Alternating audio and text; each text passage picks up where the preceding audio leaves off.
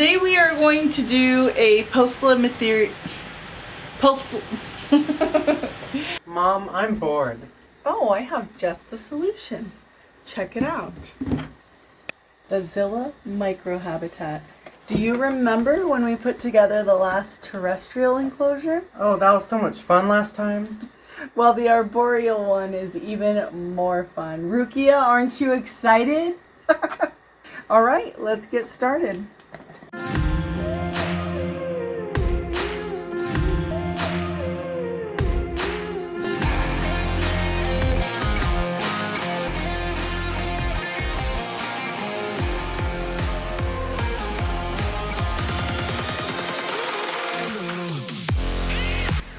Now, wasn't that fun?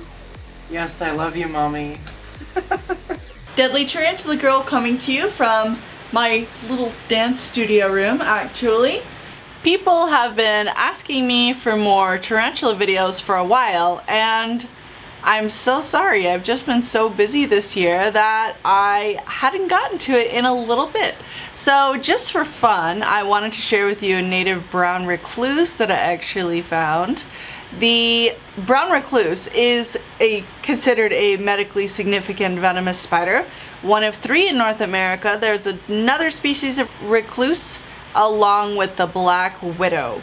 This species does have a necrotic venom, which basically means it's gonna rot your flesh. So if you do think that you've been bitten by a brown recluse, which is just a very nondescript light tan to slate gray spider, you're gonna probably want to seek medical attention. But they are very shy and quiet, and contrary to popular belief, are not aggressive. They do not chase people down, but sometimes when people are bitten is when they're hiding in places like behind your commode and you dropped something back there, or even if you've left a pair of boots out on your porch and you go to stick your foot in there and there's a spider in there, they might bite you. So watch out. Now on with the show.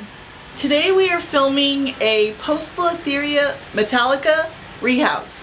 You can see I have this I was gonna say little one, not so little one anymore, that's been growing up in this lovely Zilla enclosure. And this little one, medium-sized one, has definitely outgrown this enclosure. First and foremost, I have to thank Rob from Ibben's Arachnids out of Spokane for sending me this beautiful animal, and to Zilla, because I just love these enclosures. First order of business is I'm going to put my substrate on the bottom. A little bit about, and yes, I still use vermiculite, and it's just the best. That's all there is to it. So anyway, this species is known by multiple common names. It's known as the peacock spider. It's known as the Goody sapphire ornamental. I'm thinking India blue, but no, I don't think that's correct. That's what people call the types of peacock birds that I have. Goody ornamental is another name. They have lots of common names, which is why I don't use the common names all that much, because they vary from region to region and language to language.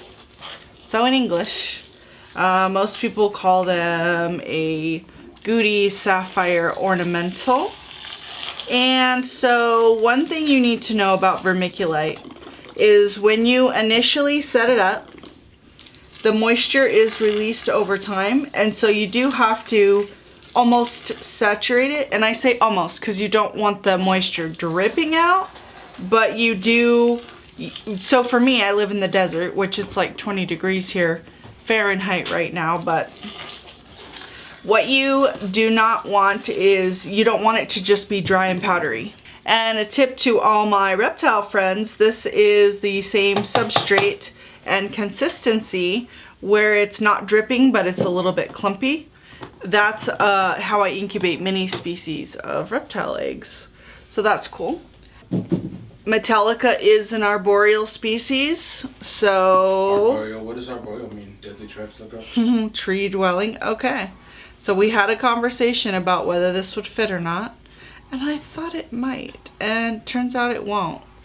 and I don't have any more long corks, so we're gonna have to chop this or break this or something, because my little tarantula is gonna want something tall to climb on in order to best utilize this enclosure. So I'll be right back. I'm back. We broke the end of the stick off. Good solution. Okay, substrate. I have something for it to climb on. Now for the fun part, time to move the animal. Just so you know, this is a species that is considered more skittish and has a more potent venom. Not what I would consider medically significant to humans, meaning it won't endanger your life. However, not something that you want to be bitten by if you can help it. So, this is not a species that I want to be bitten by. That being said, they're fast, but not the fastest. It's okay. Deadly Tarantula Girl, what is the fastest species of tarantula? Mr. Deadly, what do you think? Stromatopelma calceatum or Heteroscodra macula. Oh yeah, HMAC for sure. Yeah, I would say that too. Alrighty, so there we go. There was the Rehouse. You can see it was not too scary. Basic care for this species is that it is more skittish. They are tropical and arboreal, meaning they need a taller enclosure with something for them to climb on. They are pretty prolific webbers, although they won't completely close up in web. So you should be able to see them sometimes, although they are somewhat secretive. They're insectivores like all tarantulas essentially. They eat bugs and other little small things that they find in the wild. I feed mine captive crickets and roaches and things like that. This is not a species that is recommended for handling, and most people don't recommend any species for handling, although some are more docile and relaxed. This is not one of those. But the best thing about this species is that in natural light, they are actually like a beautiful bright yellow and electric blue color. So that's a big yes for me, even though they can be less than friendly. For temperatures, I would say 65 to 82.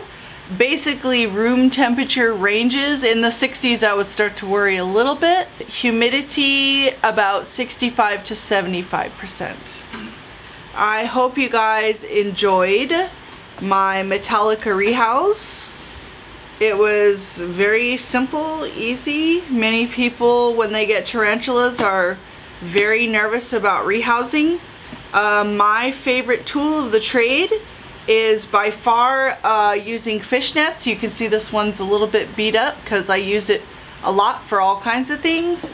And definitely I have lots of these like long pairs of tweezer tongs. And these should be on my link list of Amazon materials that I use. And if you have any questions, let me know. Hope you guys enjoyed this one. Hope everyone had an excellent 2022 and an even better 2023. See you guys next time.